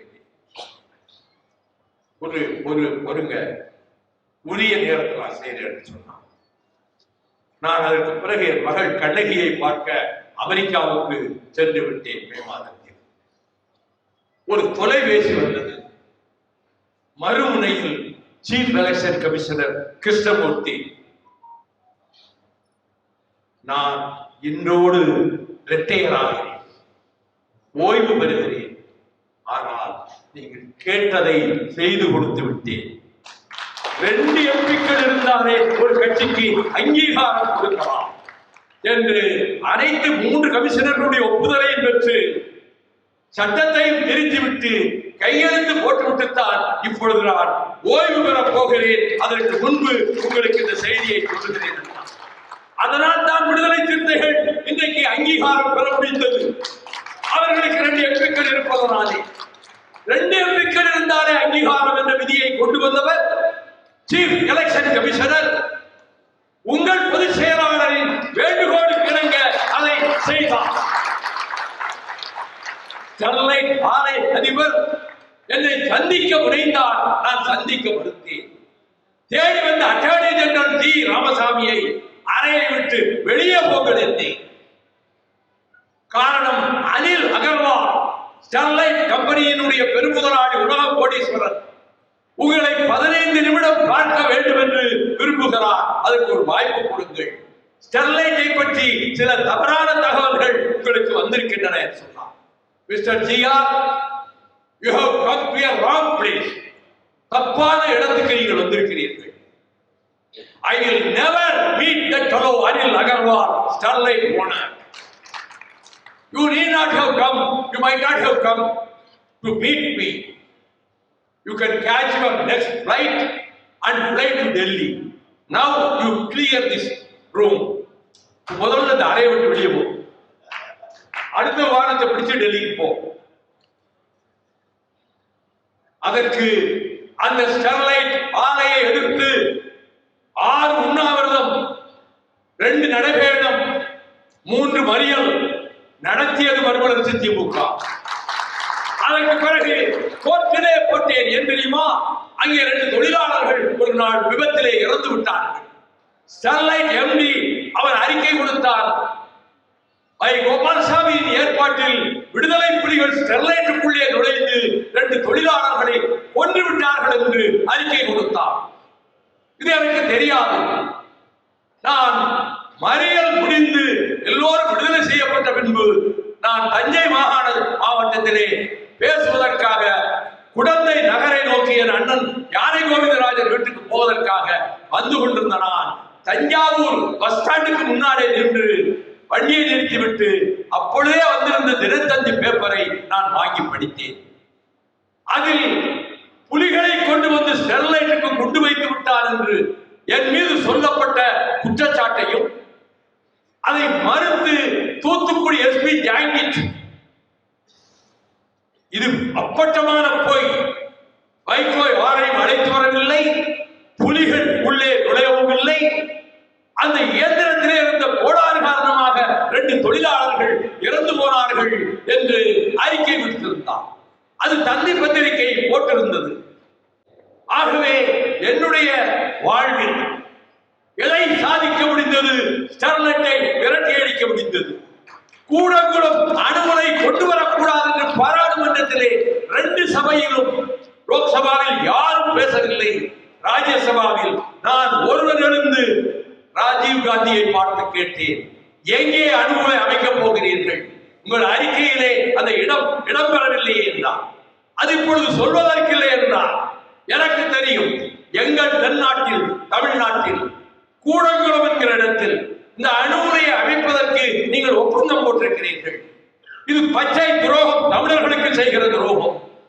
உடனே ராஜீவ் காந்தி சொன்னார், தெர்மல் பிளான்ட்ல இருந்தும் தான் ரேடியேஷன் வருகிறது, நீங்கள் அணுகுலையை மட்டும் சொல்லுகிறீர்களே என்றார். சபாஸ், உலகத்திலேயே இப்படிப்பட்ட ஒரு விஞ்ஞானியை எவனும் பார்த்ததில்லை. அப்படியே சொன்னேன், உலகத்திலேயே எந்த விஞ்ஞானியும் நம்முடைய பிரதமர் ராஜீவ் காந்திக்கு பக்கத்திலே வர முடியாது. அணு உலையிலே இருந்து வருகிற கதிர் இயக்கமும் அனல் மின் நிலையத்திலே இருந்து வரும் கதிர் இயக்கமும் 2ம் ஒன்றுதான் என்று அவர் பேசுகிறார். சந்தேகம் இருந்தால் 1988 நவம்பர் 21, 22 தேதிகளில் ராஜ்யசபாவில் நடைபெற்ற விவாதத்தை இன்று இரவோ நாளை பகலிலோ புரட்டி பாருங்கள் கூகுளிலே. எனக்கும் ராஜீவ் காந்திக்கும் நடந்த வாக்குவாதம் 3 பக்கம் இருக்கிறது. அதற்கு பிறகும் இடிந்தகரையிலே அவர்கள் போராடினார்கள். 1.5 வருடம் 3 முறை நான் அதிலே சென்று உண்ணாவிரத்திலே கலந்து கொண்டேன். நெய்வேலி நிலக்கரி நிறுவனம் இந்தியாவிலேயே லாபம் பெறுகிற பொதுத்துறை நிறுவனம் வடநாட்டு பெருமுதலாளிகளுக்கு விற்கப்படும் என்ற செய்தி வந்த போது எல்லோரும் அதிர்ந்தார்கள். 25,000 தொழிலாளர்கள் வேலை இழப்பார்கள். பாராளுமன்றத்திலே எல்லோரும் பேசிவிட்டோம், நானும் பேசினேன். ஆனால் ராம்விலாஸ் பாஸ்வான் துறை மந்திரி அதுக்கு சம்பந்தப்பட்ட என்னை அழைத்து, கேபினெட் முடிவெடுத்து விட்டது, நெய்வேலி நிலக்கரி நிறுவனம் தனியார் முதலாளிகளுக்கு போகத்தான் போகிறது, நீங்கள் இங்கே என்ன சத்தம் போட்டாலும் ஒன்று நடக்காது. அப்படியானால் நான் என்ன செய்ய வேண்டும்? நீங்கள் பிரதமருக்கு ரொம்ப வேண்டியவர். ஒருவேளை நீங்கள் பிரதமரை சந்தித்து சொன்னால் முடிவை மாற்றினாலும் மாற்றலாம். வழக்கமாக கேபினெட் முடிவை பிரதமர்கள் மாற்றுவதில்லை என்றார். நான் உடனே பிரதம மந்திரியினுடைய செயலாளருக்கு தொலைபேசியில் நான் உடனடியாக அவசரமாக பிரதமரை சந்திக்க வேண்டும் என்று கேட்டேன். அவர் சற்று உடல் நலம் இல்லாமல் இருப்பதால் இன்றைக்கு பாராளுமன்றத்துக்கே அவர் வரவில்லையே, நாளை காலையில் வேண்டுமானால் பார்க்கலாம் என்றார். No, I should meet him immediately. You kindly tell him. நான் என்ன சொன்னனோ அதை வாஜ்பாயிட்ட சொல்லுங்க, அவர் என்னை சந்திப்பார் என்று. அடுத்த 5வது நிமிடம், please you come immediately to Prime Minister's residence. 7 மணிக்கெல்லாம் நான் பிரதம மந்திரி வீட்டுக்கு போய்விட்டேன். வாஜ்பாய் அவர் வழக்கமாக உட்காருகிற நாற்காலிலே உட்கார்ந்திருந்தார். 24 தொழிற்சங்கங்கள் கையெழுத்து போட்ட அந்த கோரிக்கை மனுவை செந்திலதிபன் சென்னை விமான நிலையத்திலே என்னிடம் கொடுத்திருந்தார். இதை அவரிடம் கொடுத்தேன். அவர் புரட்டிக்கொண்டே வந்தார். All the trade unions, even BJP trade union has demanded NLC should not be privatized. அது முடியாதே, கேபினெட் முடிவெடுத்து விட்டதே, இனி நான் என்ன செய்ய முடியும் என்றார். அடல்ஜி, நீங்கள் பீகாரிலே போய் ராஜ்யசபாவில் இருக்கிற கோபால்சாமி என் மகனை போன்றவன், அவனை என் சுவீகார புத்திரனாகவே கருதுகிறேன் என்று பேசி இருக்கிறீர்கள். நான் அரசியலில் இருக்கிறேன். என் பிறந்த பொன்னாடாகிய தமிழ்நாட்டுக்கு நான் ஏதாவது நானும் என் இயக்கமும் சேவை செய்ய வேண்டாமா? நீங்கள் செய்யாவிட்டால் யார் செய்வது? இந்த முடிவை மாற்றுங்கள். நெய்வேலி எங்கள் மண், அங்கு கொட்டப்பட்ட வியர்வை தமிழர்களின் ரத்தம், அதை வடநாட்டு பெருமுதலாளிகளுக்கு விற்பது துரோகம் அல்லவா? இதை நீங்கள் எனக்காக செய்து தரக்கூடாதா என்று கேட்டேன். கண்ணை மூடிக்கொண்டு அவர் வழக்கமாக யோசிப்பதென்றால் 2 கண்களையும் மூடிக்கொள்வார்.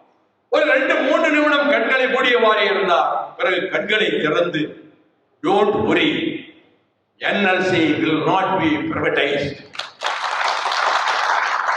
அந்த பங்குகளை விற்கிற முடிவை மாற்றிக்கொண்டேன். பத்திரிகைகளுக்கு நான் இதை சொல்லலாமா? இப்பொழுதே சொல்லுங்கள், இங்கிருந்தே சொல்லுங்கள் என்றார். நான் இந்து பத்திரிகை அலுவலகத்தின் தலைமை நிருபருக்கு அங்கிருந்தவாறே டெலிபோன் எண்களை சுழற்றி, sir good news, bad news என்ன என்று கேட்டார். NLC-ஐ நாங்கள் பிரைவேடைஸ் பண்ண மாட்டோம் என்று பிரதமர் வாஜ்பாய் ஒரு 15 நிமிடத்துக்கு முன்னால் எனக்கு வாக்குறுதி கொடுத்தார். நீங்கள் சொன்னால் நான் நம்புவேன். நான் பத்திரிகையில் வெளியிடுகிறேன். மறுநாள் இந்து பத்திரிகையில் முதல் பக்கத்தில் ஒரு மூலையில் கட்டம் கட்டு, prime minister has assured Gopalsamy that NLC will not be privatized. அதே போல அருண் ஷோரி வந்தார், அந்த துறை மந்திரி. சென்ட்ரல் அவரை பார்த்தேன். என்ன நடந்தது? நீங்கள் பிரதமரை பார்த்தீர்களாமே, என்னை வர சொல்லி இருக்கிறார். NLC பிரைவேடைசேஷன் கேன்சல் ஆக போகிறது. அப்படியா? நீங்கள் போங்கள், உங்களிடம் சொல்லலாம். அப்படியானால் நாளை காலை 11 மணிக்கு எனக்கு தொலைபேசியிலே அழையுங்கள். அவர் என்ன சொன்னார், என்ன முடிவு என்பதை சொல்கிறேன் என்றார். 11 மணிக்கு போய் இவருக்கு தொலைபேசியிலே பேசுவதற்காக 10 மணிக்கே அவர் அறைக்கு போய் பார்வையாளர்கள் அறையிலே உட்கார்ந்திருந்தேன். ஒரு 15 நிமிடம் கழிந்தது. அருண் ஷோரி அறைக்கு வந்தார். நான் தான் உங்ககிட்ட தொலைபேசியில சொல்றேன், நீங்க ஏன் இவ்வளவு தூரம் அலையணும்? விஷயம் அப்படிப்பட்ட விஷயம். Yes, you are correct. That has been cancelled. I have informed the secretaries that NLC will not be privatized. ஆக மறுமலர்ச்சி திராவிட முன்னேற்ற கழகம் தான் நெய்வேலி நிலக்கரி நிறுவனத்தை தமிழகத்திலேயே இருக்குமாறு, தமிழர்களுக்கே இருக்குமாறு பாதுகாத்து கொடுத்தது என்பது வேறு யாரும் சொந்தம் கொண்டாட முடியாது. மறுமலர்ச்சி திமுக தான் அதை செய்து கொடுத்தது. இப்படி யாரும் செய்ய இயலாத காரியங்களை என்னுடைய சக்தியால் அல்ல, அவர் சொன்னார், எல்லாம் அவர் செயல் என்று சொன்னார். அவர் எல்லாம் இயற்கையின் செயல். இத்தனையும் சாதித்திருக்கிறோம். தமிழகத்தினுடைய தேவைகளை வரிசைப்படுத்தி பார்த்தால் முல்லை பெரியாரை பாதுகாத்துக் கொடுத்திருக்கிறோம். அரணித்தி என்பது கிராமங்களிலே நானும் கம்பம் அப்பாசும் ஊர் ஊராக சென்று எங்கும் என் கட்சி கொடியை கட்டாமல், கட்சியை பற்றி பெயரை கூட உச்சரிக்காமல் நாம் அழிந்து விடுவோம். தேனி மாவட்டம், மதுரை மாவட்டம், ராமநாதபுரம் மாவட்டம், விருதுநகர் மாவட்டம் 2,80,000 ஏக்கர் பாசனம் இழப்போம். 1 கோடி பேர் குடிநீர் இழப்பார்கள். ஆகவே முல்லை பெரியாரை இடிக்க போகிறான் கேரளத்துக்கான. வெண்ணிக்கு கட்டிய அணையை உடைக்கப் போகிறான். அதை தடுப்பதன் கடமை. குறிப்பிட்ட நாளில் நான் அழைப்பு கொடுப்பேன், கம்பம் பள்ளத்தாக்கிலே வந்து குவியுங்கள் என்று. குறிப்பிட்ட நாளில் லட்சக்கணக்கான தமிழர்கள். அதற்கு முன்பு நான் 3 உண்ணாவிரதம் மதுரையிலே கோபிநாதர் ஏற்பாட்டில், தேனியிலே 2 உண்ணாவிரதம். கடைசியில் அந்த குறிப்பிட்ட நாளில் லட்சக்கணக்கான தமிழர்கள் திரண்டார்கள். இனி முல்லை பெரியாரிலே அணை கட்டுகிற திட்டத்தை கேரளம் கைவிட்டு விட வேண்டும் என்பதுதான் எங்கள் கோரிக்கை. சுப்ரீம் கோர்ட் சொல்லிவிட்டது, அணை பலமாக இருக்கிறது, அதை உடைப்பதற்கு எந்த தேவையும் இல்லை என்று மலையாளத்துக்காரர்கள் போட்ட மனுவை டிஸ்மிஸ் செய்தார். இதற்கும் காரணம் மறுமலர்ச்சி திராவிட முன்னேற்ற கழகம் தான்.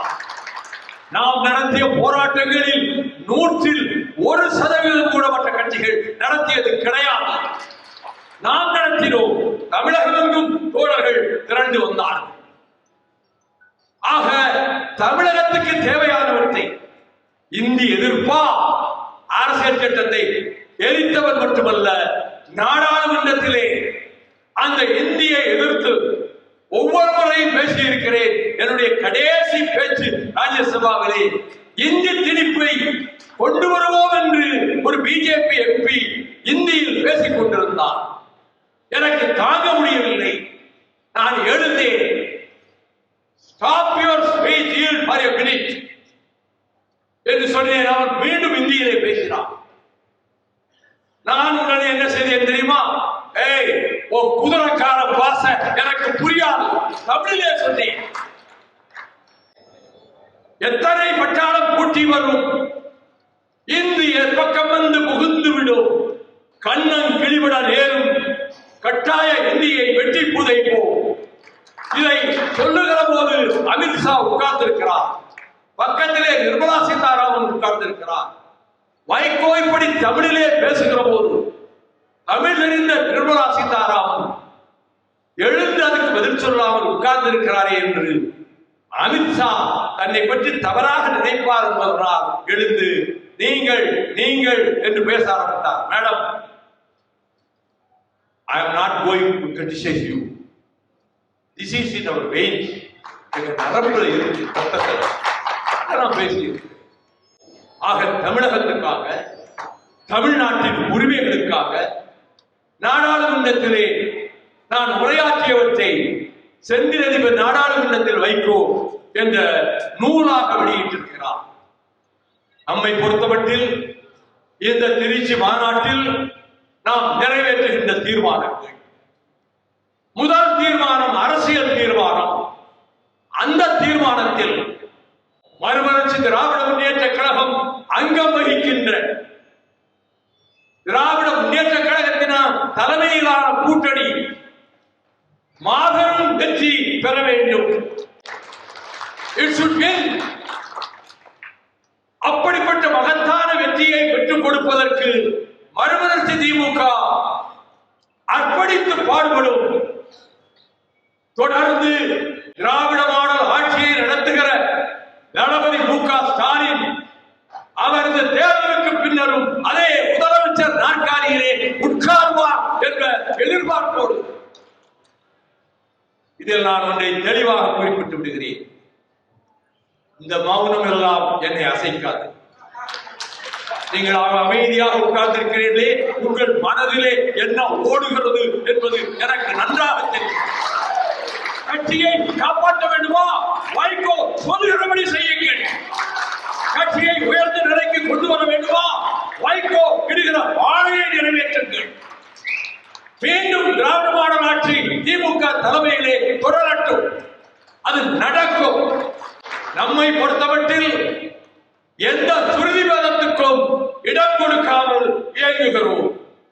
இங்கே ஒரு சில நாடாளுமன்ற உறுப்பினர்கள் அல்ல, நம்முடைய மாணவரணி செயலாளரும் இளைஞரணி செயலாளரும் ஆசை தம்பியும் மாணவரணி செயலாளரும் இன்னும் சில எம்பிக்களும் சில முன்னோடிகளும் ஒரு கருத்தை வலுவாக சொன்னார்கள். அதற்கு ஆடுதுறை முருகன் நல்ல கிராமத்து பழமொழி கதையை இங்கே கொண்டு வந்து வைத்தார். எதை செய்ய வேண்டும், எப்பொழுது செய்ய வேண்டும், எந்த அடிப்படையில் செய்ய வேண்டும், இது தலைமை கழகம் தீர்மானிக்க வேண்டிய விஷயம். அவர்கள் 3 முறை என் உயிரை காப்பாற்றியதாக அவர் சொல்லியிருக்கிறார். ஒரே ஒரு முறை, அதுவும் படகு கவிழ்ந்து கடலிலே நீச்சல் அடித்துக் கொண்டிருந்த போது பக்கத்திலே அவரும் நீச்சல் அடித்தவாறு என் உடன் வந்ததனால் அவரை பெருமைப்படுத்துவதற்காக இந்த கடலிலே என்னை காப்பாற்றியவர் என்று நான் சொன்னது உண்மை. ஆனால் இன்னும் சற்று இழுத்துக் கொண்டு போயிருந்தால் அவரால் காப்பாற்றி இருக்க முடியாது. கடல் அலைகள் என்னை வாரி சுருட்டி கொண்டு போயிருக்கும். அதன் பிறகு அவர் எந்த இடத்திலும் என் உயிருக்கு ஆபத்து வந்த இடத்திலே அவர் பக்கத்திலே இல்லை. ஒரு இடத்துக்கு சென்றோம், மருத்துவமனைக்கு. நானும் சென்னை மாவட்ட செயலாளர் சுப்பிரமணியமும் நம்முடைய ஜீவனும் இன்னும் ஒரு 10-20 தோழர்களும் அந்த மருத்துவமனையிலே தலைவர் கலைஞரை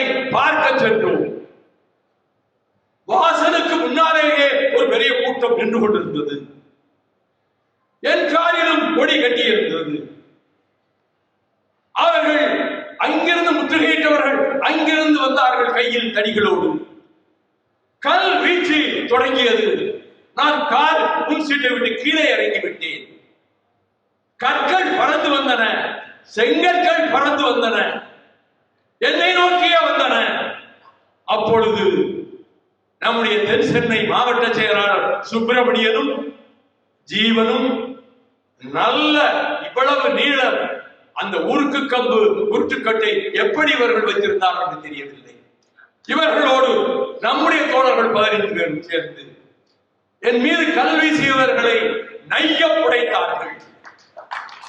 அடி ஓவீட்டடி 7 வீட்டடி இல்லை. அந்த அடி தாங்க முடியாமல் அத்தனை பேரும் கிழக்கு நோக்கி ஓட்டம் பிடித்தார்கள். ஆனால் இப்பொழுது உரிமை கொண்டாடுகிறவர் என் சீட்டுக்கு பின் சீட்ல அசையாமல் உட்கார்ந்திருந்தார். அசையவே இல்லை, காரை விட்டு இறங்கவே இல்லை. இப்பொழுது என்னை பற்றி மோசமாக பதிவு போடுவதற்காக வெளிநாட்டிலே இருந்து ஒருவரை ஏவி இருக்கிறார். 5000 கோடி ரூபாய் வைகோவும் துரை வைகோவும் அமுக்கிக் கொள்வதற்காக இந்த துணை பொதுச் செயலாளர் மீது குற்றம் சுமத்துகிறார்கள் என்று அவன் பதிவு போட்டிருக்கிறான். அதை எடுத்து ஏடஸ்பால் மீண்டும் பதிவு போட்டிருக்கிறான். சொல்லுகிற நாக்கு அழுகி போகும், எழுதுகிற கை தீர்ந்து போகும்.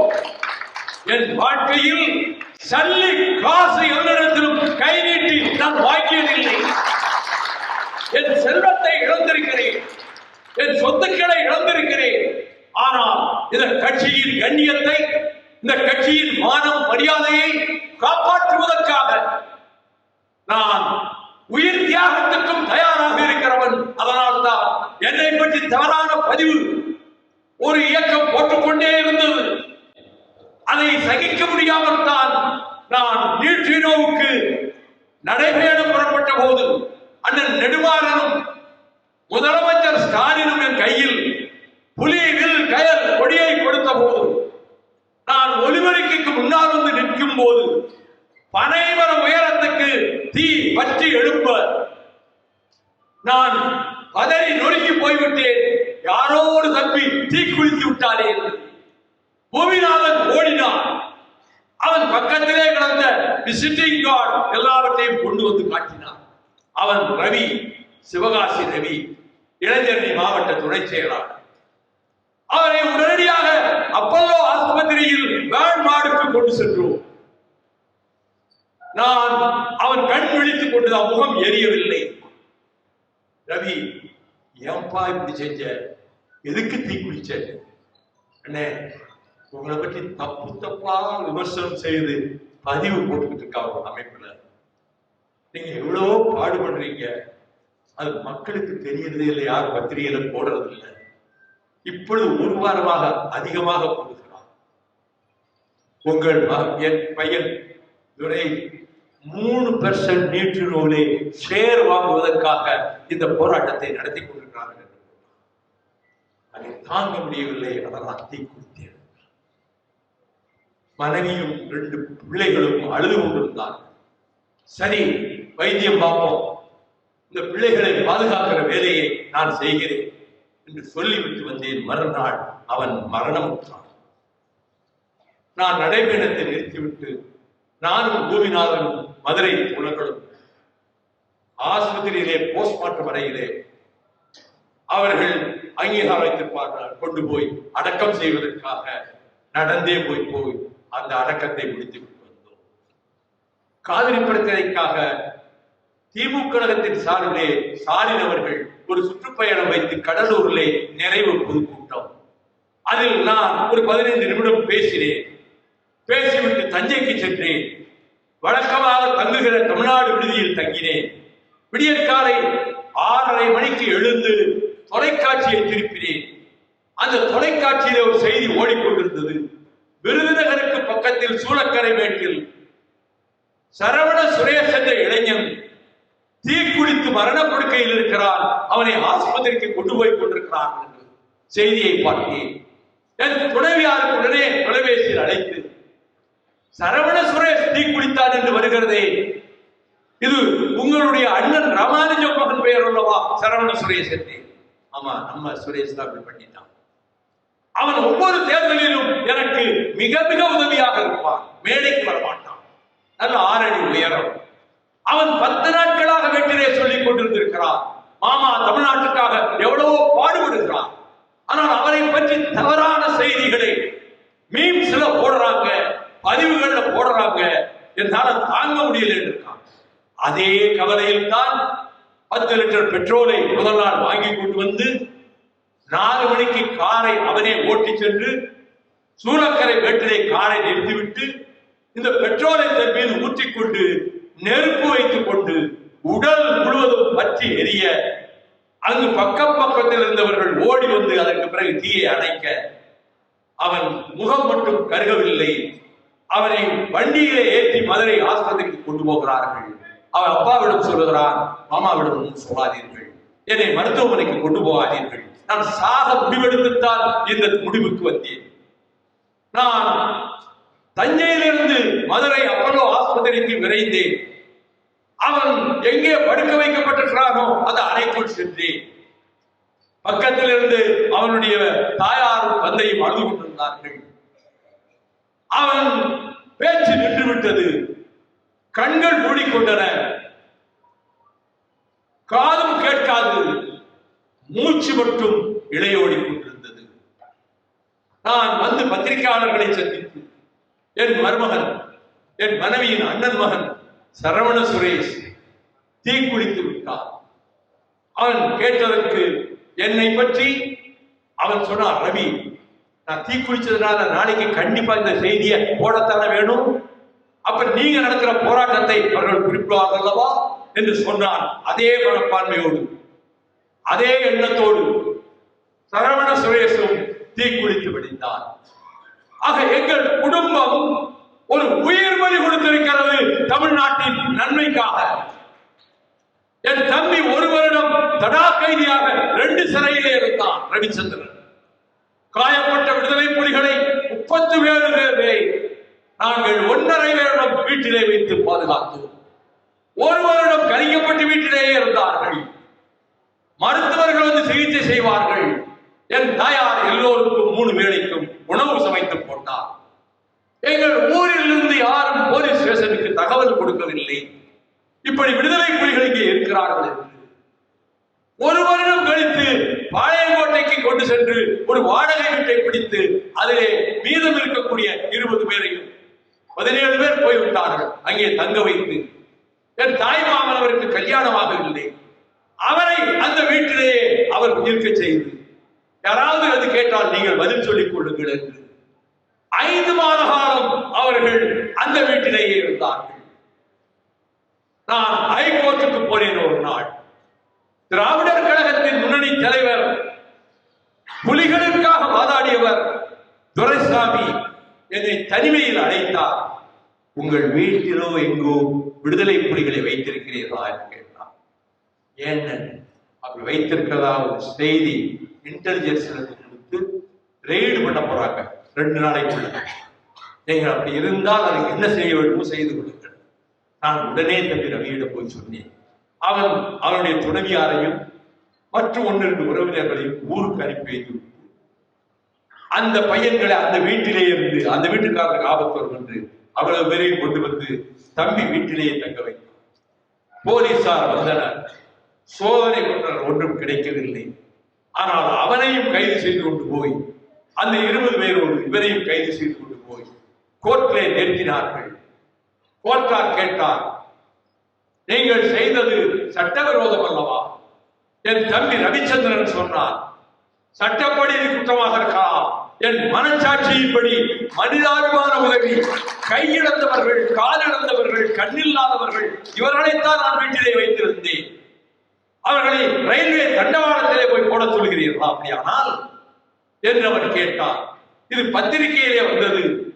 அறிவாலயத்துக்கு போறேன், அங்கே அண்ணன் கோசிமணி உன் தம்பி உன்னையெல்லாம் தூக்கி சாப்பிட்டுட்டு புகழ்ல உச்சிக்கு போயிட்டாட்டான். என்ன பதில் கோர்ட்ல சொல்லி இருக்கிறான். ஆகவே ஒரு கொள்கைக்காக என்றால் அதிலே நிலை தடுமாறாது, நிலை மாறாது இருக்கக்கூடிய இயக்கம் மறுமலர்ச்சி திராவிட முன்னேற்ற கழகம். தமிழர்கள் நலனுக்காக, செந்தமிழ் நாட்டின் உரிமைகளுக்காக, சுற்றுச்சூழலை பாதுகாப்பதற்காக நான் என் தோழர்களோடு சேர்ந்து போராடி இருக்கிறேன், பாடுபட்டிருக்கிறேன். நீங்கள் இந்த மாநாட்டிற்கு இங்கே சொன்னது போதாது. நீங்கள் கடும் முயற்சி எடுக்காவிட்டால் நீங்கள் சொல்லுகிற அளவு கூட்டம் உங்களோடு வராது. நான் ஏமாற தயாராக இல்லை. ஒவ்வொருவரும் போனவுடனே என்ன வேலை, ஒவ்வொருவரும் ஒரு 4 பேரையாவது மாநாட்டுக்கு அழைத்துக் கொண்டு போக வேண்டும் என்று முடிவெடுத்து, நீங்கள் கட்சியில் சேர வேண்டாம், எங்கள் மாநாட்டுக்கு வாருங்கள், எங்கள் தலைவர்கள் பேச்சை கேளுங்கள் என்று அழைத்துக் கொண்டு வாருங்கள். இது உங்களுக்கு மட்டுமல்ல, சங்கொலியிலே இந்த பேச்சு பிரசுரமாகும் என்று நான் நினைப்பதா தமிழகத்திலே உள்ள அத்தனை மறுமலர்ச்சி கழக கண்மணிகளுக்கும் என்னுடைய வேண்டுகோள், இருகரம் கூப்பி வேண்டுகிறேன், இருகரம் கூப்பி வேண்டுகிறேன், அழைத்துக் கொண்டு வாருங்கள். லட்சக்கணக்கிலே திரண்டார்கள் காவிரி தீரத்திலே. அப்படி 95 நாம் நடத்திய மாநாடு 3 நாள் மாநாடு. ஊர்வலம் மறுநாள் காலையில் தான் முடிந்தது. நான் பேச ஆரம்பிக்கும் போது இரவு 12 மணி, நள்ளிரவு 12:30. நான் முடிக்கும் போது 2:30 மணி விடியற்காம். ஒரு நபர் கூட எழுந்து போகவில்லை. லட்சக்கணக்கானவர்கள் அமர்ந்திருந்தவாறு கேட்டார்கள். 2 மணி நேரம் அந்த மாநாட்டிலே நான் பேசினேன். அது உங்களிலே பலருக்கும் நினைவிருக்கும். இப்பொழுது மிக முக்கியமான அரசியல் காலகட்டத்தில் நாம் நிறைவேற்றுகிற தீர்மானங்கள் நம் எதிர்காலத்தை தீர்மானிக்கும். அரசியல் ரீதியாக தேர்தலுக்காக நாம் எடுக்கின்ற முடிவுகள் நம் இயக்கத்தை கரை சேர்க்கும். அந்த உணர்வோடு ஊருக்கு போறவுடன் உங்கள் உள்ளூர் திமுக தோழர்களிடம் நீங்கள் போய் பேசுங்கள். எங்கள் தலைவர் இப்படி உத்தரவிட்டார், திமுகவை ஜெயிக்க வைக்க வேண்டியது நம்முடைய பொறுப்பு, நாம் துணையாக தோள் கொடுத்து நிற்போம் என்று சொன்னார். நாங்கள் எதையும் எதிர்பார்க்காமல் நாங்கள் வாக்குச்சாவடிகளிலே ஆள் திரட்டி கொண்டு வருவதற்கு நாங்கள் வேலை செய்வோம் என்பதை சொல்லுங்கள். திமுக கிளை செயலாளரிடம் சொல்லுங்கள். எல்லா இடங்களிலும் இருக்கக்கூடிய தோழர்கள் என் பேச்சை சங்கொலியிலே படித்துவிட்டு அந்த முடிவுக்கு வாருங்கள். வருகிற போது நம் கழக பதாகைகளை, கொடிகளை எப்படி இப்பொழுது வரிசையாக ஐநா சபைக்கு முன்னாலே கொடிகள் பறப்பதை போல நம்முடைய மாவட்ட செயலாளர்கள் கட்டியிருக்கிறார்களோ, அதை போல மாநாட்டுக்கு செல்லுகிற வழியெங்கும் கொடிகள், பதாகைகள். மதிமுக செய்த சாதனைகளை ஒவ்வொரு சாதனையாக ஒவ்வொரு தட்டி போர்டிலே எழுதி அதை வையுங்கள் என்று இங்கே முதன்மை செயலாளர் சொன்னாரே, அதை நிறைவேற்றுங்கள். நெடுநேரம் ஆயிற்று. ஒரு 10 பேர் எழுந்து போவார்கள் என்று நான் நினைத்தேன். யாரும் அசைவதாக காணோம். கழகம் எடுத்திருக்கின்ற இவை தேர்தல் இவை நிறைவேற்றி காட்டுங்கள். எதிர்காலத்தை பாதுகாப்பாக உருவாக்கி கொடுப்பதற்கு நான் மீதமிருக்கின்ற ஜீவனின் முழு நேரத்தையும் நான் செலவழிப்பேன். நான் நன்றாக இருக்கிறேன், நீங்கள் கவலைப்பட வேண்டாம். நான் உடல் நலத்தோடு இருக்கிறேன். அதே 30 ஆண்டுகளுக்கு முன்னால் எந்த குரலை அரவாக்குறிச்சி மைதானத்திலே கேட்டீர்களோ, அந்த குரலை 30 ஆண்டுகள் கழித்தும் இன்றும் கேட்கிறீர்கள். இன்னும் நான் ஆரோக்கியமாக இருந்து இயக்கத்தை வலுப்படுத்தி வளப்படுத்தி இதற்கு ஒரு அங்கீகாரம் கிடைப்பதற்கான சூழலை உருவாக்கி நாம் எதிர்கால வெற்றியை நோக்கி பயணிப்போம் என கூறி, வாழ்க தந்தை பெரியாரின் புகழ், வாழ்க பேரறிஞர் அண்ணாவின் புகழ், வாழ்க டாக்டர் கலைஞரின் புகழ், வெல்க திராவிட மாடல் ஆட்சி. வெல்க திராவிட முன்னேற்ற கழகத்தின் தலைமையிலான கூட்டணி. வெல்க நம் உயிரினும் மேலான மறுமலர்ச்சி திராவிட முன்னேற்ற கழகம். நன்றி, வணக்கம்.